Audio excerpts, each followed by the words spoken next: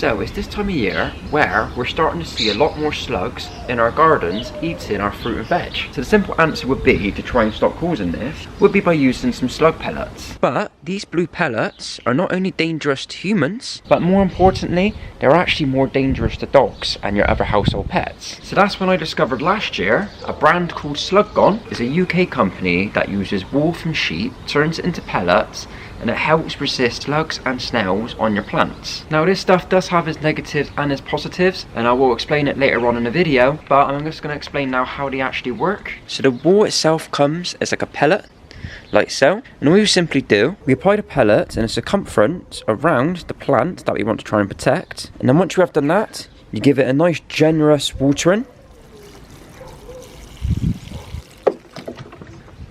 So as the pellets get softer, it would then start weaving together to create like a mat on top of the soil. So the reason why this material actually works is because you can't really see it. In the wool itself, it's a very fine material and it basically irritates the slugs. So the slugs won't want to travel across it because it's going to upset them, so they try to avoid it. So that's why I said at the start of the video that this is a very good repellent for slugs. It's because it doesn't actually kill them. All it does is stops them from travelling to try and get to your plant. But there is actually some added bonuses to this as well. And the first one's quite obvious, because we've now kind of made a mulch for the plant. This wool will keep it well moisturised inside. When the sun hits it now, the plant soil won't go as dry as quickly. It also suppresses weeds as well. So we shouldn't see any more weeds trying to go up through here, because this is quite thick on top, but it's not thick enough that it won't stop water going through it, and also it will naturally break down and start adding nutrients to the soil as well. So all in all, even though it's supposed to be stopping the slugs and snails from going onto our plants, it has got other added benefits as well. And also another thing as well is these pellets kind of do smell. Obviously it's come off a sheep, so it doesn't smell the best, but my dogs do like the smell. We've got to remember, these pellets are 100% safe for dogs, and that is the #1 reason and why we're using these instead of the blue pellets that kill the slugs. And now onto some slight disadvantages of using this. Although I've already told you that it deters the slugs and not kills them, the only other problem I can see with this is the price range of it. So this bag here is a 1 litre bag, and if you have a big garden, this isn't going to go a long way. And just for this bag itself, it was £10.99 off Amazon.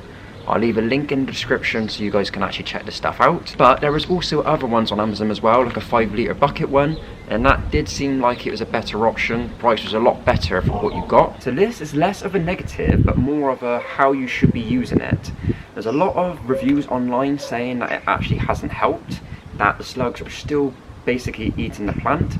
And don't get me wrong, it probably is somewhat true, because there's a saying that a slug will basically travel through salt if it's got no other way. And if you guys know what salt does to slugs, so then you will know that slugs will definitely cross this wall to get to the plant. So it isn't impossible that they will travel through it. But have a look here on how I actually managed to do this. So if the slug wanted to go on my plant to eat it, it will have to travel up, go across the wall and then onto the plant. Where if you've got a plant like this, which is in a similar type pot, using the wall isn't going to be effective. Because if I was to fill all this up with the wall, yes, it will resist the slugs from going across it onto the plant, but the major problem is it's just so easy for a slug to just travel all the way up and just latch onto an overhanging leaf.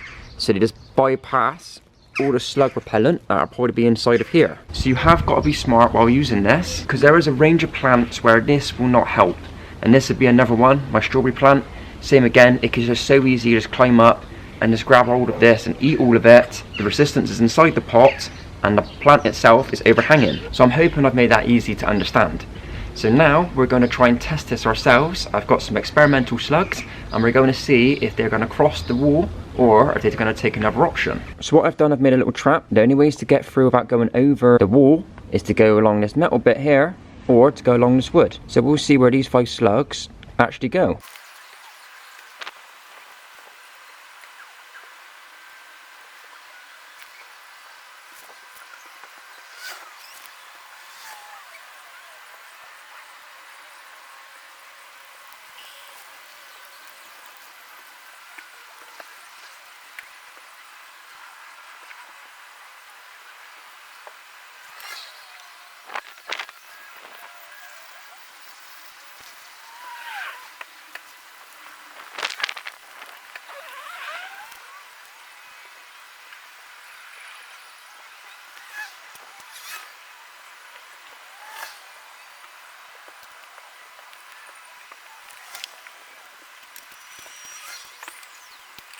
Right, so I'm going to call it there. So we've seen 2 go off on the stick, and we've seen 2 get onto this tool I got here, and then they were able to make a break for freedom.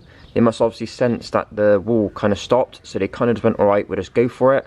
And that one there can't make his mind up.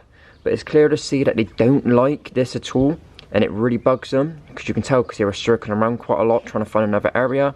So it does work, it does repel them, but it doesn't completely stop them from trying to cross over. So I hope you guys did enjoy the video on some dog-friendly slug repellent pellets, and if you guys do decide to actually get this product and try it out, let me know how you guys got on. I think it is a good idea, and it's a lot friendlier than using the blue pellets.